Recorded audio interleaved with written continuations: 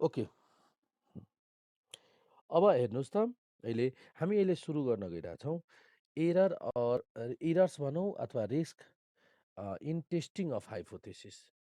In errors in hypothesis testing.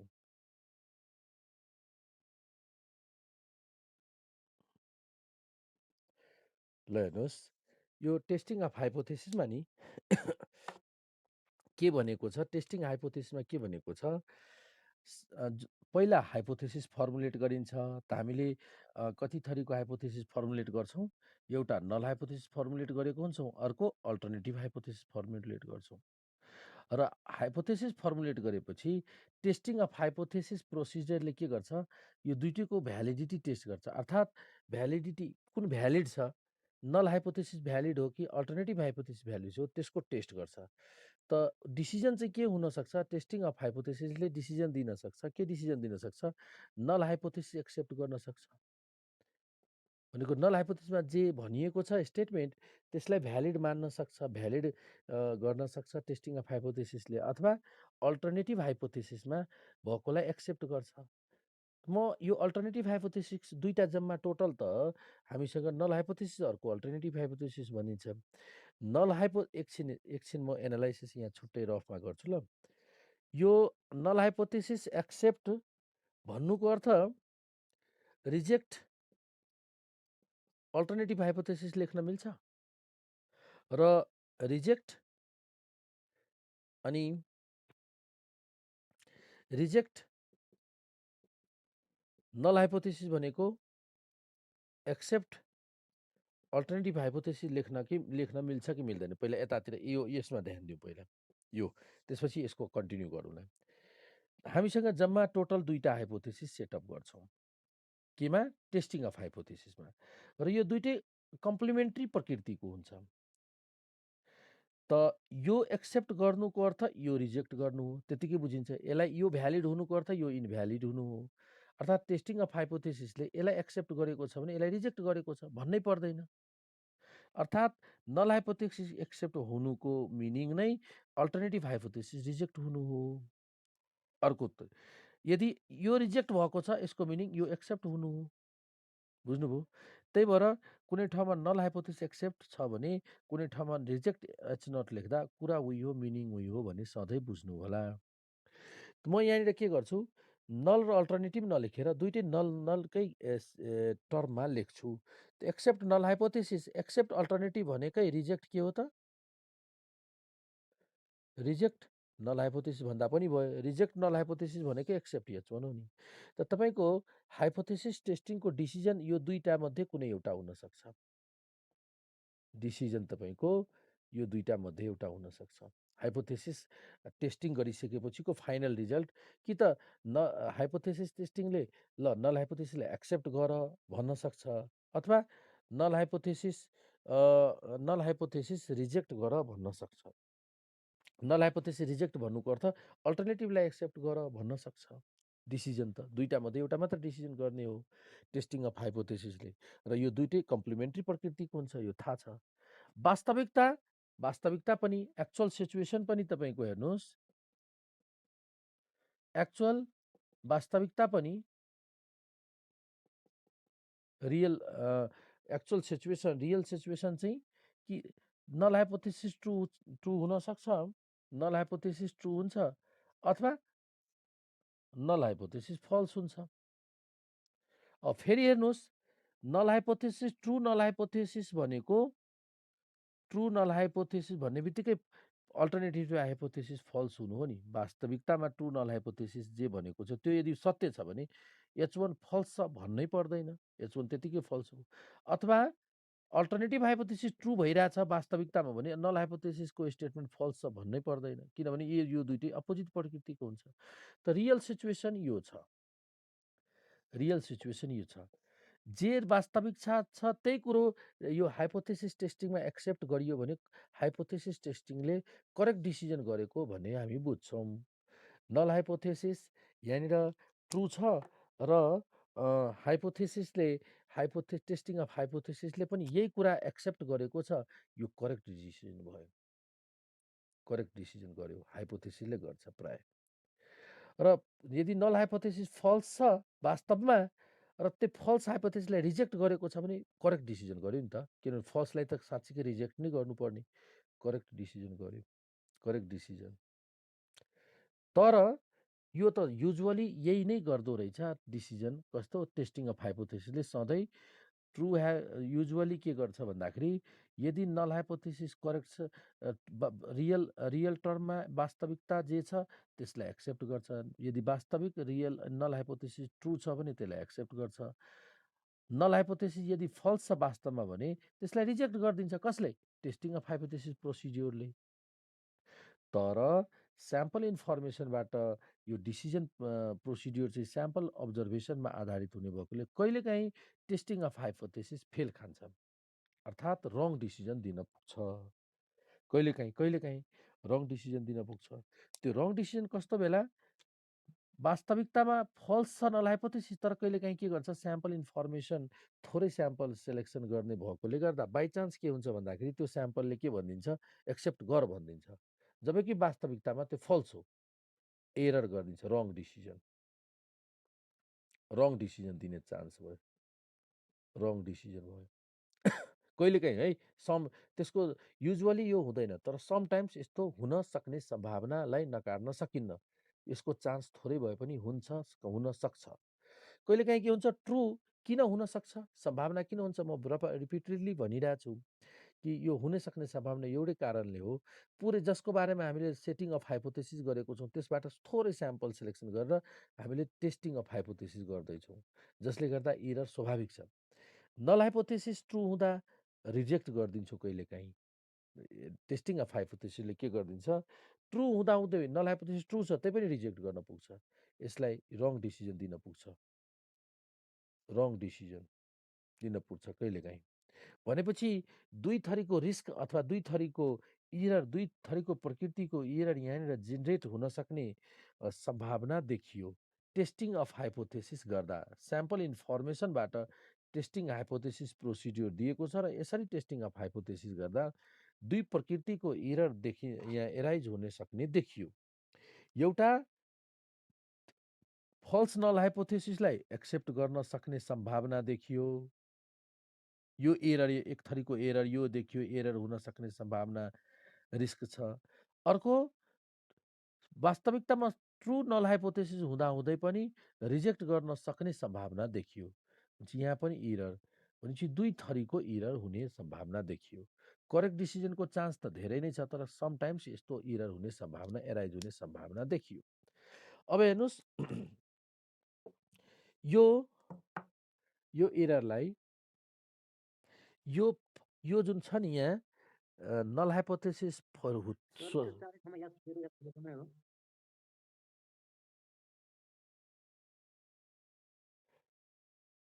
एकैछिन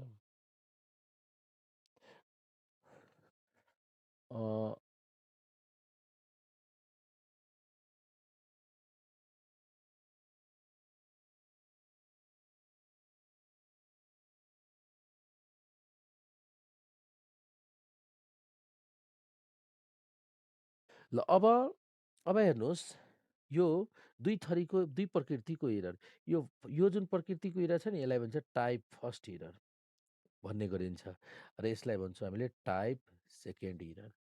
type first error, अर्को type second error. त type first error भनेको के त? दुई थरीको इरर देख्यौँ हामीले। पहिलो त type first error. Type first error भनेको वर्डमा भन्नुपर्दा के, errors committed due to rejecting true null hypothesis. Type first error के भयो? Error committed due to rejecting true null hypothesis. True null हाइपोथेसिसलाई रिजेक्ट गरेर जुन इरर कमिटेड हुन्छ, रङ डिसिजन हुन्छ, त्यसलाई टाइप फर्स्ट इरर भनिन्छ। यो टाइप फर्स्ट इरर कसरी कमिटेड भयो? Errors committed due to rejecting true true null hypothesis. True null हाइपोथेसिसलाई रिजेक्ट गरेर जुन हामीले इरर हुनसक्छ, मिस्टेक गर्न सक्छ डिसिजनले, यसको डिसिजनले हाइपोथेसिस टेस्टिङको डिसिजनले त्यसलाई त्यस्तो इररलाई त्यस्तोलाई के भनिन्छ टाइप फर्स्ट इरर। दोस्रोमा टाइप सेकेन्ड इरर भन्दाखेरि के बुझ्ने, टाइप सेकेन्ड इरर अर्थात् error committed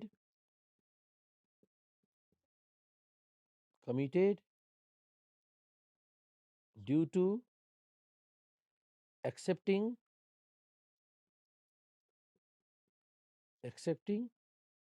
false null hypothesis. False null हाइपोथेसिसलाई एक्सेप्ट गरेकै कारण जुन एरर कमिटेड हुन्छ त्यसलाई के भनिन्छ टाइप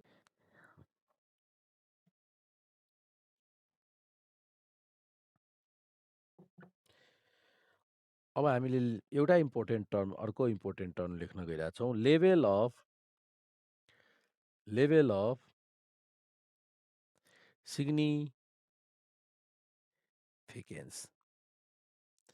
यो लेभल अफ सिग्निफिकेन्सको बारेमा तपाईँहरूले इस्टिमेसन च्याप्टरमा पनि थोरै बहुत यसको बारेमा जानकारी प्राप्त गर्नुभएको होला है।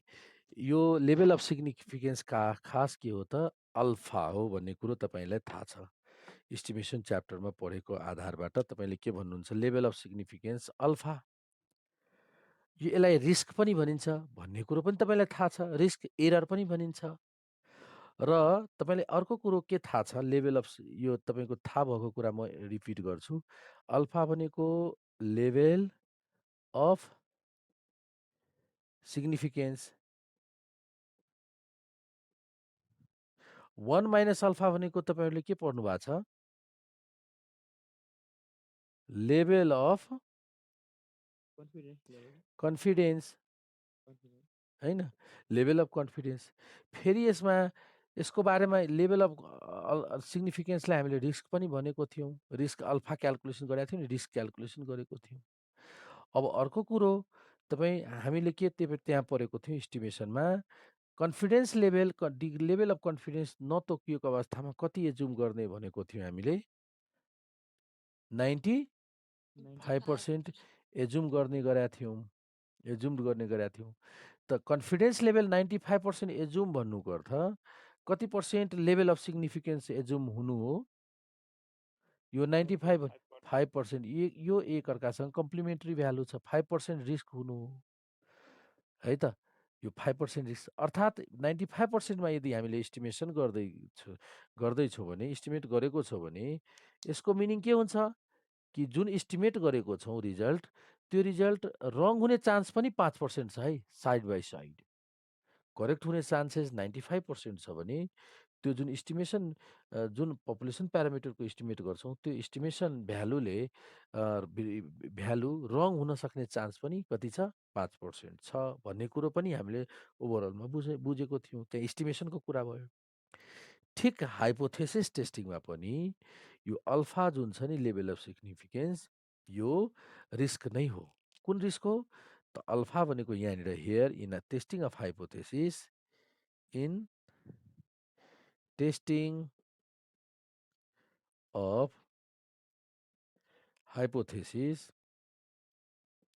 तपाईँको यो अल्फा भनेको probability of committing type first error हो। ल, probability of committing type first error अर्थात् probability of committing type first error भने कस्तो इरर हो, rejecting true null hypothesis. Probability of committing error due to rejecting true null hypothesis. True null हाइपोथेसिसलाई reject गरेर जुन reject गर्ने chance जुन छ नि त्यो अल्फा हो।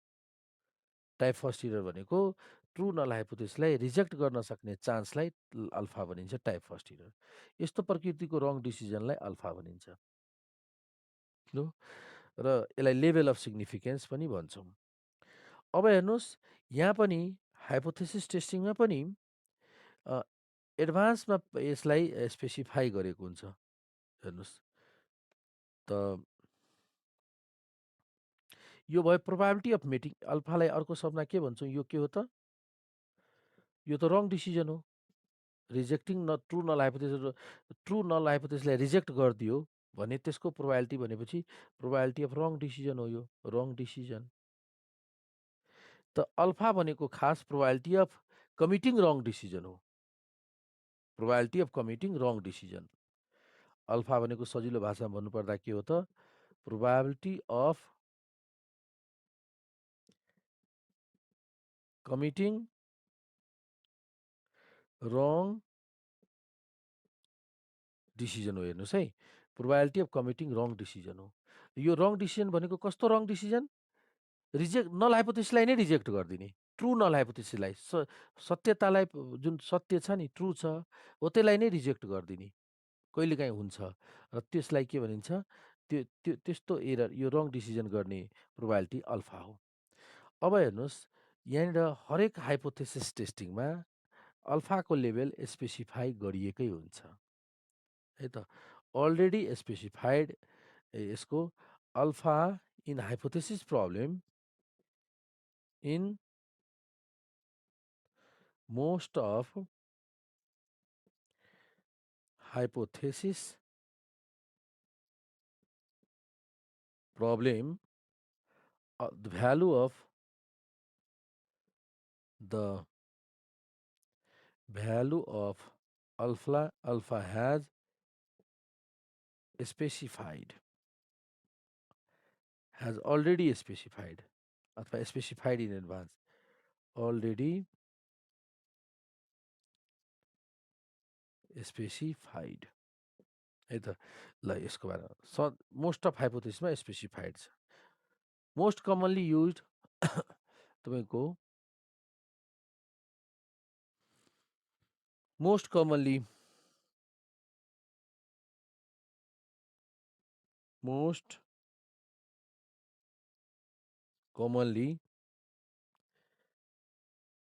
used alpha is 5%। धेरै नै सर्वे इन्भेस्टिगेसनमा हामीले के हेर्छौँ? 5% अल्फाको प्रयोग भएको देख्छौँ। त अल्फा 5%को मिनिङ के? अल्फा 5%को मिनिङ के हुन्छ भन्दाखेरि, जुन यो हाइपोथेसिस टेस्टिङले यदि रङ डिसिजन गर्यो भने त्यसको रिस्क र चान्स 5% छ। अर्थात् 95% त्यो हाइपोथेसिसको डिसिजन करेक्ट डिसिजन दिन सक्छ भन्ने प्रोबाबिलिटी कति भयो? 95% भयो। र साथसाथै अल्फा 5% भन्नुको अर्थ probability of committing wrong decision made by testing of hypothesis is 5% भन्ने बुझिन्छ। अब यदि, त्यही भएर यो कमनली युज हो, यो कमनली युज हो। त यदि कुनै पनि हाइपोथेसिस प्रब्लममा यदि मेन्सन गरेको छैन, अल्फा दिएको छैन भने त्यस्तो अवस्थामा it is if alpha is not given in hypothesis problem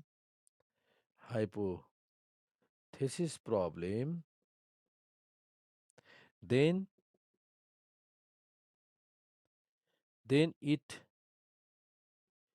can be assumed as alpha equals to 5%। यदि दिएको छ भने हामीले एज्युम गर्न सक्छौँ 5%, सिधै एज्युम गर्न सक्छौँ, अल्फा इज 5% भनेर एज्युम गर्न सक्छौँ, अल्फा 5% एज्युम गर्न सक्छौँ। त अब एउटा यो लेभल अफ सिग्निफिकेन्सको पढ्दै जाँदा तपाईँको मनमा चाहिँ एउटा क्वेसन चाहिँ के आउँछ? सर यो किन इरर 5% रङ डिसिजन किन हामीले लिने? 0% इरर किन नगर्ने? त 0% इरर प्र्याक्टिकली पोसिबलै हुँदैन। सबभन्दा पहिला यसको रिजन के? हामीले स्याम्पल इन्फर्मेसनबाट पुरै इन्टायर पपुलेसनको गेस गर्दैछौँ। त्यही भएर 0% एरर त सम्भवै छैन। र प्र्याक्टिकली तपाईँको नर्मली हामी सबैजनालाई थाहा छ, मेसिनले पनि 100% इफिसियन्ट रिजल्ट दिँदैन। त्यही भएर प्र्याक्टिकल रियल लाइफमा तपाईँको इरर नहुने कुरै हुँदैन। इरर त हुन्छ नै हो, रह्यो लेभल अफ इरर। धेरै इरर हुनु हुँदैन। त्यस्तो रिजल्टहरूलाई अ, धेरै त्यस्तो रिजल्टलाई इन्भ्यालिड रिजल्ट भनिन्छ। त थोरै रिजल्ट यति 5% इररलाई टोलरेबल इरर मानिएको छ स्ट्याटिस्टिकमा। त्यही भएर त्यहाँसम्म 5% सम्म इरर भयो भने त्यतिसम्मकोलाई एजुम गर्न सकिन्छ, है त? भनेर 90 त्यही भएर एरर फ्री गर्न सकिन्न। एरर त्यही भएर तोकिएकै हुन्छ कुनै पनि स्टडी, रिसर्चमा, इन्भेस्टिगेसनमा।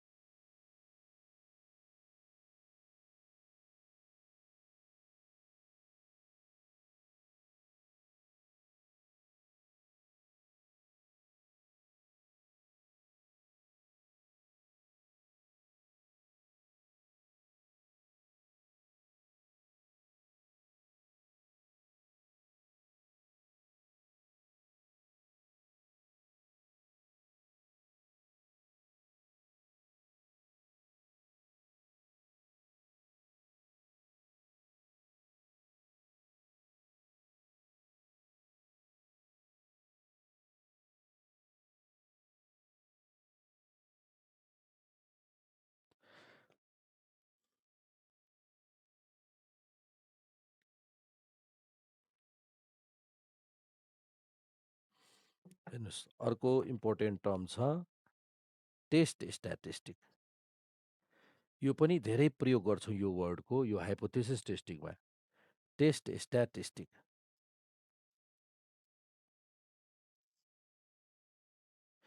यो टेस्ट स्ट्याटिस्टिक खास यो एउटा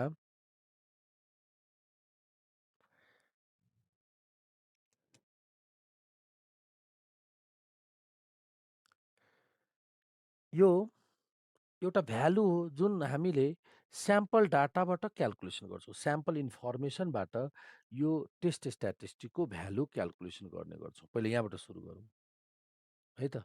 टेस्ट स्ट्याटिस्टिकको भ्यालु कहाँबाट क्याल्कुलेसन गर्ने गर्छौँ त? यो स्याम्पल डाटाबाट, स्याम्पल इन्फर्मेसनबाट क्याल्कुलेसन गर्छौँ, पहिलो सजिलो भाषामा भन्नुपर्दा। र यो कहाँनिर प्रयोग गर्ने त? कहाँबाट क्याल्कुलेट गर्ने गरिन्छ? यो कहाँबाट क्याल्कुलेसन गर्ने गरिन्छ? त it can be it is a value. It is a value calculated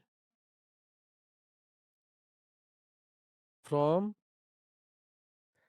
the sample data. Sample data भनेको जस्तै mean, sample size, sample standard deviation, sample proportion, etc. स्याम्पलको डाटाबाट जस्तै इक्जाम्पल यो भयो। Sample mean, sample size, sample standard deviation, sample proportion, यस्तो sample इन्फर्मेसनबाट यो क्याल्कुलेसन गर्ने गरिन्छ। अनि यसको प्रयोग के त? यसको किन क्याल्कुलेसन गर्ने गरिन्छ? त्यसको प्रयोग छ हाइपोथेसिस टेस्टिङ गर्दा डिसिजन गर्नुपर्ने हुन्छ र डिसिजन डिसिजन गर्ने ठाउँमा यसको प्रयोग गर्ने गरिन्छ। डिसिजन गर्दा यसको प्रयोग हुन्छ। त्यही भएर यो क्याल्कुलेट गर्ने गरिन्छ। बुझ्नुभयो? इट इज युज्ड, अर्को कुरा मैले के लेखेँ यहाँ? It is used to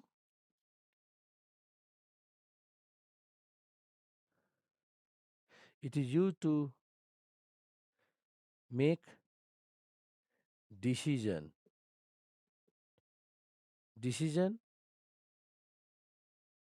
whether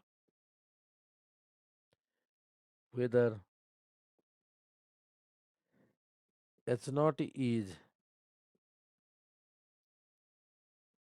accepted or rejected.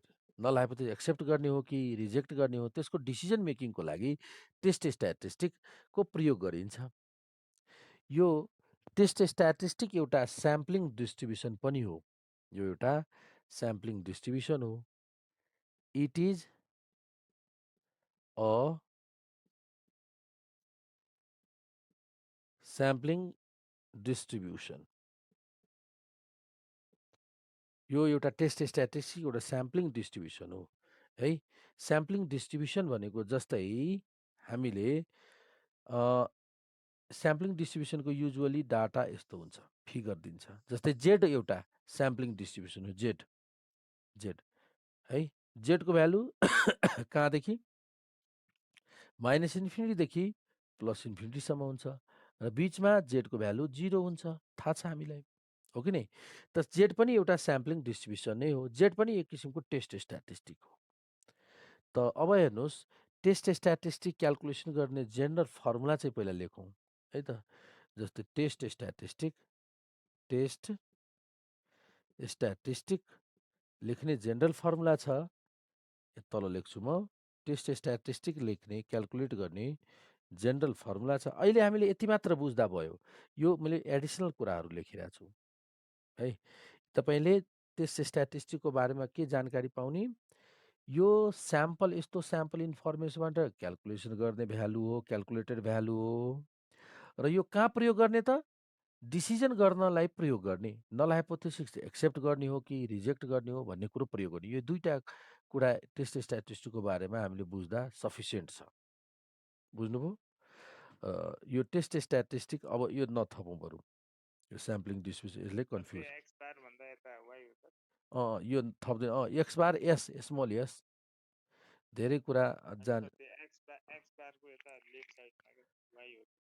यो x bar n s p, p भनेको proportion, sample proportion. N n n n sample size हो, sample size. Sample means easy, easy भनेको इक्जाम्पल जस्तै sample mean, sample size, sample standard deviation, sample proportion. अब जति आवश्यक छैन त्योभन्दा बढी नजानु है त। सिम्पल यति मात्र। यो एउटा क्याल्कुलेटेड भ्यालु दिन्छ। कसरी प्राप्त गर्छौँ? स्याम्पल इन्फर्मेसनबाट प्राप्त गर्छौँ। र यो क्याल्कुलेटेड भ्यालु कहाँ प्रयोग गर्ने त? डिसिजनमा प्रयोग गर्ने। बस यति मात्र जानु, धेरै कुरा यसको बारेमा अहिले नजानौँ। अब अर्को छ क्रिटिकल भ्यालु। अर्को टर्म छ तपाईँको क्रिटिकल भ्यालु। क्रिटिकल भ्यालु आवश्यकताभन्दा बढी हामीले एनालाइसिस गऱ्यो भने फेरि कन्फ्युजन सुरु हुन थाल्छ है त। जति आवश्यक छ त्यति मात्र बुझ्दै गएपछि बाँकीको खोजिहालिन्छ नि डिटेलमा परेपछि।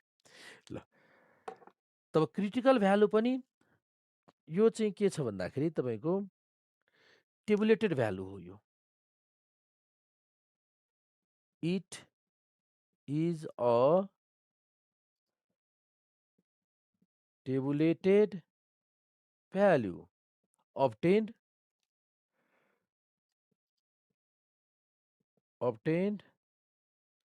from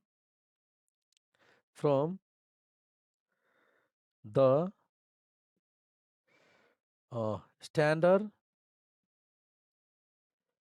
standard table of the test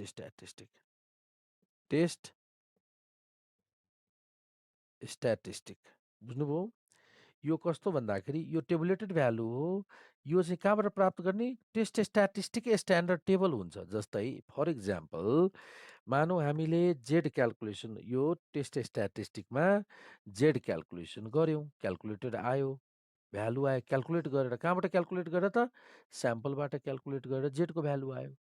अब हामी यही जेड, यसले टेस्ट स्ट्याटिस्टिक त जेड छ, अनि जेडकै हामीले टेबुलेटेड भ्यालु पनि टेबल पनि दिएको हुन्छ, स्ट्यान्डर्ड टेबल, र त्यो स्ट्यान्डर्ड टेबलबाट जेडको भ्यालु पनि प्राप्त गर्छौँ। त्यसलाई क्रिटिकल भ्यालु भनिन्छ। यसलाई के भनिन्छ? क्रिटिकल भ्यालु है। ल अब हेर्नुहोस्, क्रिटिकल भ्यालु, यो क्रिटिकल जस्तै जेडकै उदाहरण माइन्डमा हामीले जेडकै राखौँ माइन्डमा। अब यो जेडको मानौँ हामीले 95% कन्फिडेन्स इन्टरभल लियौँ, अर्थात् तपाईँको अल्फा 5% छ। इफ एक्जाम्पल हेरौँ त एउटा हेरौँ। एक्जाम्पलमा अल्फा इक्वल्स टु 5% छ है, अल्फा 5% छ भनेपछि कन्फिडेन्स इन्टरभल कति भयो भन्नुहोस् त? डिग्री अफ कन्फिडेन्स अल्फा 5% भन्नुको अर्थ के अरे डिग्री अफ कन्फिडेन्स कति? 95%। क्लियर छ? 95% हो। 95 हो। अल्फा भनेको के हो? अरू सजिलो भाषामा रङ डिसिजन दिन सक्ने चान्स हो। कसले? टेस्टिङ अफ हाइपोथेसिसले। त्यो पनि हामीले जान्यौँ होइन। रङ डिसिजन दिन सक्ने चान्स 95% टेस्टिङ अफ हाइपोथेसिसले भने करेक्ट डिसिजन दिन सक्ने चान्स कति त? 1 माइनस अल्फा भनेको 95%। 95% त हाइपोथेसिसले 5% अल्फा भनेको करेक्ट डिसिजन दिन सक्ने चान्स 95% हो। अब तपाईँलाई थाहा छ 95%मा जेडको भ्यालु कति हुन्छ? जेडको भ्यालु 95%मा जेडको भ्यालु कति हुन्छ थाहा छ? 2 टेलमा 1.96 1.96 हुन्छ। जेडको भ्यालु कहाँदेखि कहाँसम्म? माइनस इन्फिनिटीदेखि प्लस इन्फिनिटी हुन्छ। र बिचमा कति पर्सेन्ट? बिचमा हाम्रो यहाँनिर जेड इक्वल्स टु 0 हुन्छ। जेड हामीले नर्मल डिस्ट्रिब्युसन सम्झ्यौँ। यो दुईटी यहाँदेखि यहाँसम्म कति पर्सेन्ट हुन्छ भन्नुहोस् त? यहाँदेखि यहाँसम्म कति पर्सेन्ट रे? यो बिचमा कति 95 पर्सेन्ट? 95%। मैले यो फिगर ड्र गरिनँ ल। यो भित्र सबैजनालाई थाहा छ यो 95% हो यहाँदेखि यहाँसम्म। त्यसपछि छेउछाउमा कति पर्सेन्ट भयो? 2.5 2.5 2.5 यता पनि 2.5। यसलाई म स्याडेड गर्छु ल, छेउकोलाई मात्र स्याडेड गर्छु म। यो पोर्सनलाई के भने 2.5%, यता पनि 2.5% भयो। अब यो रिजन जुन छ नि 5% रिजन भनेको के हो? यो 5% त रङ डिसिजन दिने रिजन हो नि, अल्फा रिजन। यसलाई र यो पोइन्ट यो भ्यालु के हुन्छ? यो भयो 1.96 र यो भयो -1.96 थाहा छ नि यो दुईटा भ्यालु। यता आउँदा नेगेटिभ, यता आउँदा पोजिटिभ। यो भ्यालुलाई नै क्रिटिकल भ्यालु भनिन्छ। यही हो क्रिटिकल भ्यालु। जुन क्रिटिकल भ्यालुले के गर्छ भन्दाखेरि यो रिजन र यो रिजनलाई छुट्याउँछ। यो भयो एक्सेप्टेन्स रिजन। यसलाई के भनिन्छ? Acceptance region. यो एक्सेप्टेन्स रिजन, यसलाई भन्छ हामीले एक्सेप्टेन्स रिजन। र अल्फाको एरियालाई के भन्छौँ? Rejection region. त एक्सेप्टेन्स रिजन त यो क्रिटिकल भ्यालुले के गर्छ भन्दाखेरि टोटल स्याम्पलिङ डिस्ट्रिब्युसनलाई दुई पार्टमा डिभाइड गरिदिन्छ। एउटा पार्ट भयो एक्सेप्टेन्स रिजन, अर्को पार्ट हो रिजेक्सन रिजनमा डिभाइड गर्ने काम गर्छ क्रिटिकल भ्यालुले। यो त भयो दुवैतिर रिजेक्सन रिजन है, यसलाई रिजेक्सन रिजन भनिन्छ। अब म तपाईँलाई अल्फा 5%कै केसमा यतातिर मानौँ यतातिर मात्र 5% छ, पुरै 5% तपाईँको जेडको भ्यालु माइनस इन्फिनिटीदेखि प्लस इन्फिनिटी, बिचमा जेड इक्वल्स टु 0, यतातिर मात्र 5% छ भन्नुहोस् त, यता 5% छ। त्यसो भए यहाँको भ्यालु जेडको भ्यालु कति भन्नुहोस् त? टेबुलेटेड भ्यालु कतिमा हेर्ने हो? जेडको भ्यालु भन्नुहोस् त। यो 5% भयो, कति पर्सेन्टमा हेर्नुहुन्छ? 0.45 हेर्दा हेर्नुहोस् त कति छ? 0.45मा कति छ जेडको भ्यालु? 1.64। बुझ्नुभयो? तब हेर्नुहोस् यो बाउन्ड्री भ्यालु, यसलाई टेबुलेटेड भ्यालु भनिन्छ। यो टेबुलेटेड भ्यालु हो नि, यसलाई नै क्रिटिकल भ्यालु भन्छ। यो के भ्यालु हो? यो जुन टेबलबाट प्राप्त गर्यो नि, यो भ्यालुलाई के भनिन्छ? Critical value. फेरि रिपिट गरेँ मैले, यसलाई के भन्ने? Critical value. टेबुलेटेड भ्यालु नै क्रिटिकल भ्यालु हो। र क्रिटिकल भ्यालु किन भनिएको छ? यो भ्यालुभन्दा एकातिर यसलाई रिजेक्सन रिजन भनिन्छ। यो जुन अल्फाले दिएको रिजनलाई नि यसलाई रिजेक्सन रिजन भनिन्छ। रिजेक्सन रिजन भनिन्छ। र यसलाई एक्सेप्टेन्स रिजन भनिन्छ। यसलाई के भनिन्छ? Acceptance region. म ए लेख्छु, यसलाई आर लेख्छु। रिजेक्सन रिजनलाई क्रिटिकल रिजन पनि भनिन्छ। क्रिटिकल रिजन पनि भनिन्छ है। त यतैतिर पर्छ भने छैन नि, रिजेक्सन रिजन यता पनि पर्न सक्छ, लेफ्टमा पनि, दुवैतिर पनि पर्न सक्छ। बुझ्नुभयो? अब म फाइनल थ्योरीमा आएँ अब। भनेपछि क्रिटिकल भ्यालुले के गर्छ? अब त्यो एक्सेप्टेन्स रिजन चाहिँ त्यो क्रेडिट नगरेको एरिया एक्सेप्टेन्स रिजन हो यति पुरै। यो सेडेड पोर्सन 5% रिजेक्सन रिजन, बाँकी 95% के अरे एक्सेप्टेन्स रिजन। यो डिभाइड कसले गर्यो? त क्रिटिकल भ्यालुले डिभाइड गर्यो। त अब हामीले एउटा टर्म के बुझ्न गइरहेछौँ? क्रिटिकल भ्यालु त बुझ्यौँ। क्रिटिकल भ्यालु भनेको टेबुलेटेड भ्यालु। अब यो क्रिटिकल भ्यालु भनेको, यो क्रिटिकल भ्यालु भनेको के भयो त?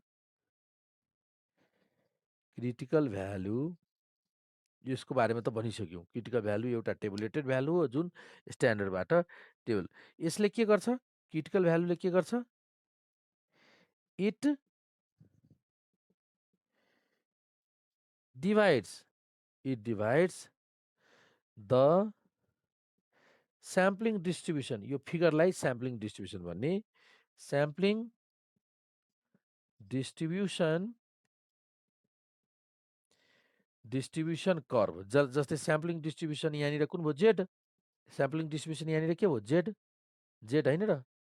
त जेड कर्भलाई divide the sampling distribution curve into 2 parts. एउटा स्मलर पार्ट कुन हो? स्मलर पार्टलाई हामीले के कुन रिजन भन्छौँ? 2 पार्ट। यसलाई भन्छौँ क्रिटिकल रिजन। क्रिटिकल रिजन भन्छौँ, अथवा यसलाई भन्छौँ रिजेक्सन रिजन। रिजेक्सन रिजन भन्छौँ। क्रिटिकल रिजन भन्नुहोस् अथवा रिजेक्ट। र अर्को लार्जर पार्टलाई के भनिन्छ? ठुलो पार्टलाई भनिन्छ एक्सेप्टेन्स रिजन। एक्सेप्टेन्स रिजन भनिन्छ है। एक्सेप्टेन्स रिजन भन्ने गरिन्छ। अर्थात् क्रिटिकल भ्यालुले। र एउटा इम्पोर्टेन्ट टर्म बुझ्नुभयो? अर्को टर्म के थाहा भयो तपाईँले? क्रिटिकल रिजनको मिनिङ बुझ्नुभयो? क्रिटिकल रिजन भनेको सानो पार्ट है त, जसलाई हामीले रिजेक्सन रिजन भन्छौँ। रिजेक्सन रिजन पनि भन्छौँ त्यसलाई, त्यो पार्टलाई। यो क्रिटिकल रिजन भयो, रिजेक्सन रिजन भयो। र ठुलो पार्टलाई एक्सेप्टेन्स रिजन भन्छ। कतिवटा वर्ड जान्यौँ हामीले? Acceptance region, critical region, rejection region, critical value, यो सबै कुरो जान्यौँ। क्रिटिकल भ्यालु भनेको टेबुलेटेड भ्यालु हो। अर्को इम्पोर्टेन्ट टर्म छ, नोट गरिसक्नुभयो? अब अर्को इम्पोर्टेन्ट टर्म छ tails of a test. Tails of a test in testing of hypothesis. हेर्नुहोस्, टेल्स अफ अ टेस्टमा रिजेक्सन रिजनको आधारमा टेल्स अफ अ टेस्ट छुट्याइन्छ। रिजेक्सन रिजन बुझ्नुभयो? Critical region. यदि यस्तो फिगर छ, यतातिर अल्फाको भ्यालु छ, रिजेक्सन रिजन छ, आर छ, क्रिटिकल रिजन राइटपट्टि छ भने यसलाई भनिन्छ right tail test. If the rejection region lies in, rejection region कतातिर छ? राइटपट्टि छ भने यस्तो टेस्टलाई के भनिन्छ? Right tail test. A test having rejection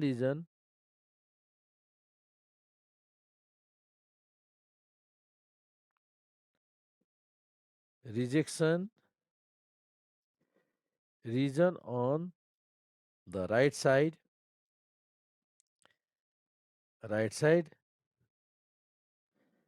is known as right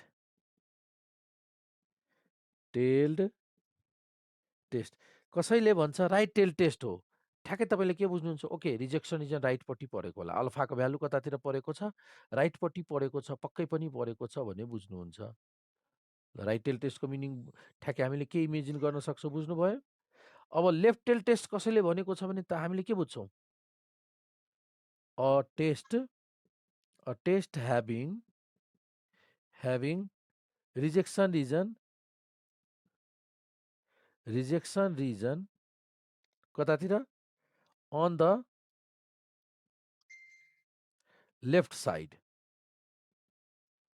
भनेपछि रिजेक्सन रिजन कतातिर भने बुझ्छौँ यदि लेफ्ट टेल टेस्ट छ लेफ्ट टेल टेस्ट अन्तर्गत यो हाइपोथेसिस टेस्टिङ छ टेस्ट भइरहेछ भने पो कसैले भन्यो भने पक्कै पनि हामीले के बुझ्छौँ रिजेक्सन रिजन कतातिरको भएको छ होला भनेको लेफ्टतिर पक्कै पनि रिजेक्सन रिजन छ भन्ने कुरो बुझिन्छ a test having rejection region on the left side is known as left tail test left tailed test तपाईँले कसैले भनेको छ टु टेल टेस्ट हो भन्नुको अर्थ हामीले सिधै इमेजिन के गर्छौँ पक्कै पनि रिजेक्सन रिजन दुवैतिर परेको होला यता पनि रिजेक्ट हुने अर्कोतिर पनि रिजेक्ट हुने लेफ्टमा पनि रिजेक्ट हुने राइटमा पनि रिजेक्ट हुने परेको होला तब दुवैतिर रिजेक्ट भएपछि दुवैतिर रिजेक्सन रिजन लाइज गर्छ आधी आधी 5% भयो भने 2.5% यता 2.5% यता भनेपछि दुवैतिर रिजेक्सन रिजन लाइज गर्न सक्ने देखियो भने त्यस्तो टेस्टलाई हामीले के भन्छौँ two tail test a test having rejection region on both the sides are known as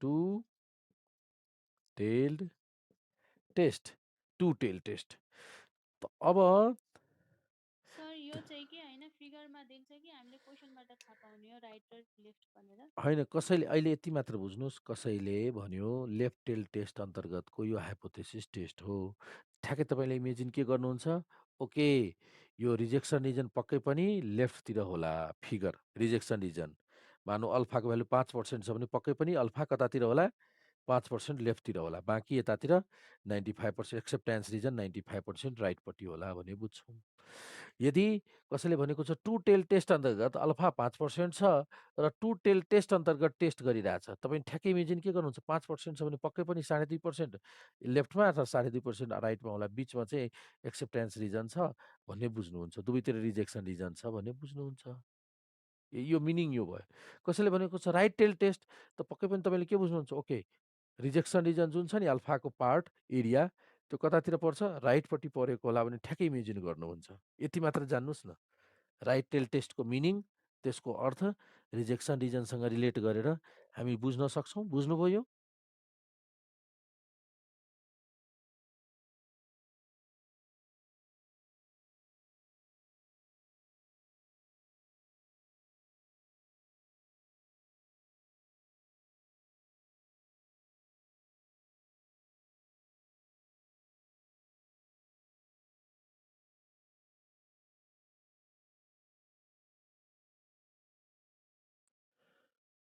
ल त यो भयो अब यसको सल्युसन हेर्नुहोस्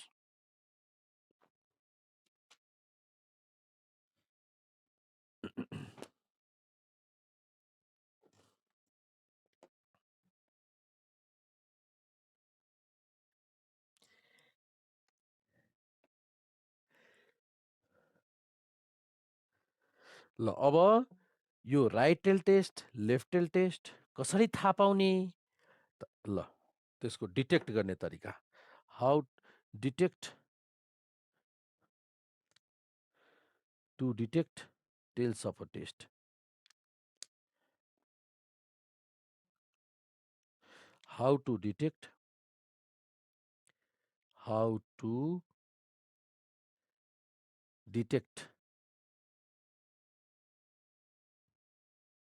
tails of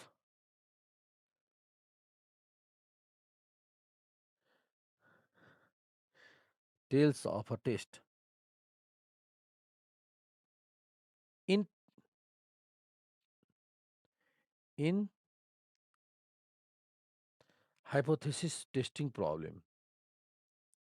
Hypothesis hypothesis problem अथवा hypothesis testing problem. ल यो क्वेसन छ। यसको अब आन्सर हामी गर्न गइरहेछौँ। हेर्नुहोस्, सुन्नुहोस् ध्यान दिएर। त हामीले पहिला त म दुईटा आधार भन्छु अहिले डिटेक्ट गर्ने है। एउटा आधार के छ भन्दाखेरि अल्टरनेटिभ हाइपोथेसिस हेरेर हामीलाई थाहा छ नल हाइपोथेसिसमा सधैँ इक्वल टु नै लेख्छौँ, तर अल्टरनेटिभ हाइपोथेसिसमा हामीले के गर्छौँ, समटाइम्स ग्रेटर लेख्छौँ। यो सेटिङ अफ हाइपोथेसिसमा पढिसक्यौँ कस्तो अवस्थामा ग्रेटर लेख्ने, लेस लेख्छौँ कहिलेकाहीँ इज नट इक्वल टु लेख्छौँ। यदि हामीले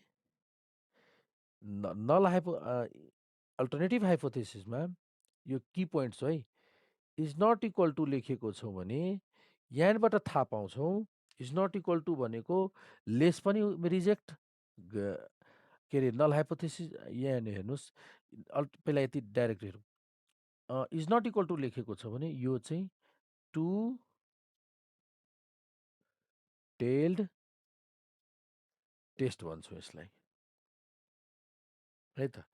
अब अर्को, यस्तो ग्रेटर यदि नल अल्टरनेटिभ हाइपोथेसिसमा लेखेको छौँ, यस्तो अल्टरनेटिभ हाइपोथेसिसमा हामीले ग्रेटर देन लेखेको छ भने यो भयो, यसलाई हामीले के लेख्छौँ, राइट टेल्ड टेस्ट अन्तर्गत टेस्ट गर्ने भन्ने बुझ्छौँ।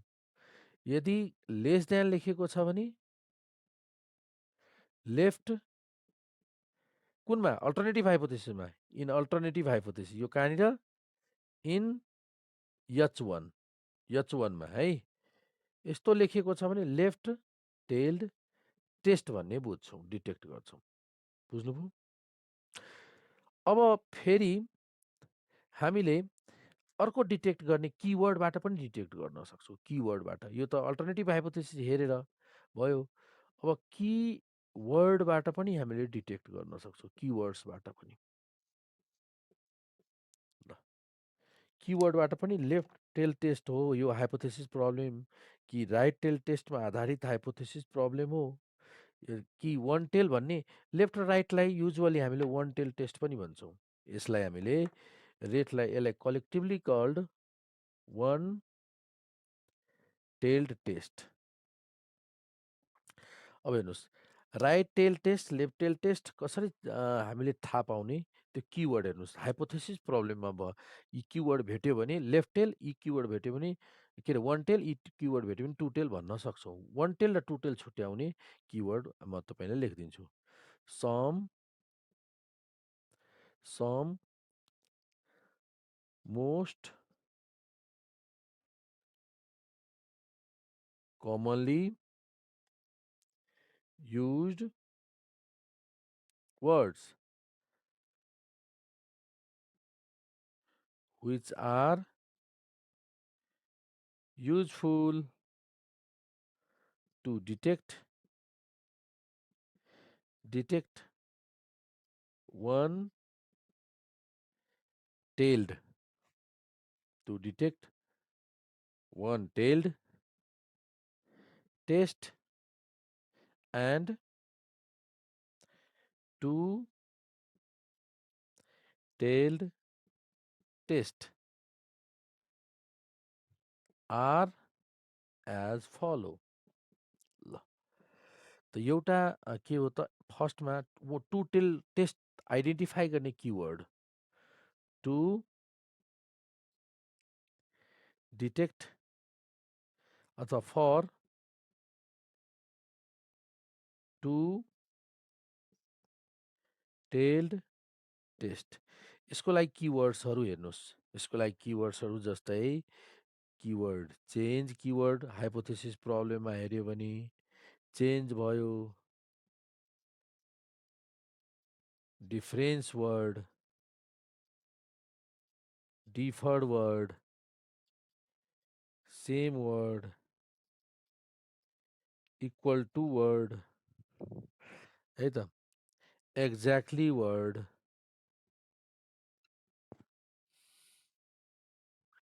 अनबायस्ड वर्ड बायस्ड वर्ड यस्तो किसिमको वर्ड हामीले हाइपोथेसिस प्रब्लममा फाइन्ड आउट गर्यो भने त्यसले के रिभिल गर्छ टु टेल टेस्ट अन्तर्गतको टेस्ट भन्ने यो किवर्डबाट पनि हामीले थाहा पाउँछौँ यो त टु टेल टेस्टको लागि वर्डहरू भयो किवर्डहरू अब वान टेल टेस्ट को लागि केही किवर्ड्सहरू लिस्ट गर्न गइरहेको छु वान टेल टेस्टको लागि किवर्ड हेर्नुहोस् त for one tailed test for one tail test यसको किवर्ड हेर्नुहोस्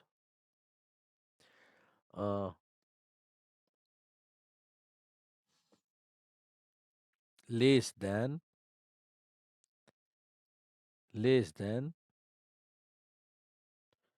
more than greater than less than more than greater than smaller then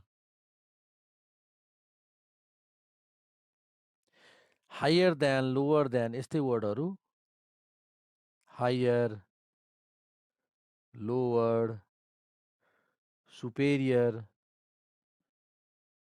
inferior त्यसपछि अर्को above below biased etc above below त्यसपछि increase decrease at most at least त्यसपछि majority minority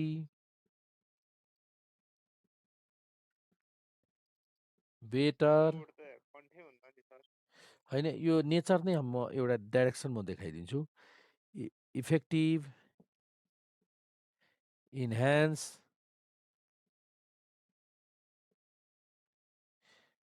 positively bias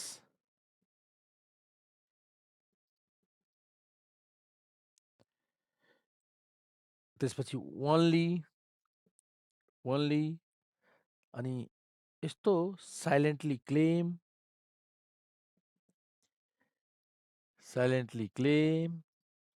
इटिसी भनेपछि यो प्रकृतिको word यो एउटै डाइरेक्सनमा देखाएको वर्ड हो हेर्नुहोस् त इज नट इक्वल टु भन्यो भने लेस पनि हुन सक्ने ग्रेटर पनि हुन सक्ने तर यहाँ भनेको छ लेस देन भनेको कता लेस देन भनेको लेफ्टतिर भयो मोर देन भनेको राइटतिर भयो ग्रेटर देन भनेपछि राइटतिर भयो त्यस्तो एउटा सुपेरियर भनेको राइटतिर बढी नै भयो इन्फेरियर भनेको तल भयो त्यसरी एउटै डाइरेक्सनतिरको वर्ड देखाउँछ नि इन्क्रिज भनेको माथितिर भयो डिक्रिज भनेको तलतिर भयो बिलो पनि भयो एबभ भनेको माथितिर बिलो भनेपछि एउटै डाइरेक्सन स्पेसिफाई गरेको वर्डहरू इफेक्टिभ भन्नुपर्दा कति राम्रो भयो पनि इफेक्टिभ नराम्रो होइन इन्हान्स भनेको इम्प्रुभमेन्ट माथितिर जानु पोजिटिभली बायस भनेको यो यहाँनिर हेर्नुहोस् बायस मात्र लेखिएको भए बायस भएको भए टु टेल भयो तर पोजिटिभली बायस भनेपछि त इन्क्रिजिङ भयो नि त नेगेटिभली बायस भनेको डिक्रिजिङ हो नि त अनबायस भनेपछि त इन्क्रिजिङ पनि हुनसक्छ डिक्रिजिङ पनि हुनसक्छ दुइटैतिर त टु टेल टेस्ट चेन्ज भन्यो भने इन्क्रिज पनि हुनसक्छ डिक्रिज पनि हुनसक्छ दुइटै त्यस्तो वर्ड हेर्नुहोस् त दुइटैतिरको रिजेक्सन रिजन हुन सक्ने वर्डहरू दिइरहेछ यहाँ पर्टिकुलरली चेन्ज नदिएर इन्क्रिज दियो भने फेरि वान टेल चेन्ज नदिएर डिक्रिज भएको भए वान टेल तर चेन्ज भनेपछि इन्क्रिज हुन सक्छ डिक्रिज पनि हुनसक्छ होइन त यस्ता वर्डहरू प्रयोग भयो यो वर्डहरूले वान टेल देखाउँछ यो वर्डले टु टेल पनि त वर्डबाट पनि हामीले डिटेक्ट गर्न सक्छौँ वान टेल टेस्ट अन्तर्गतको हाइपोथेसिस प्रब्लम हो कि टु टेल टेस्ट अन्तर्गतको हाइपोथेसिस प्रब्लम हो सजिलै छुट्याउन सक्छौँ र छुट्याइसकेपछि यदि वान टेल टेस्ट हो भने हामीले के बुझ्छौँ एकैतिर रिजेक्सन रिजन छ है स्याडेड पोर्सन एकैपट्टि छ भन्ने कुरो बुझिन्छ है र एकैतिर छ। अब टु टेल टेस्ट भयो भने दुवैतिर रिजेक्सन रिजन छ आधी-आधी भन्ने कुरो त बुझ्न त सक्छौँ नि, अघि नै फिगरबाट मैले भनिसकेको हो। त यी कुराहरू छन्।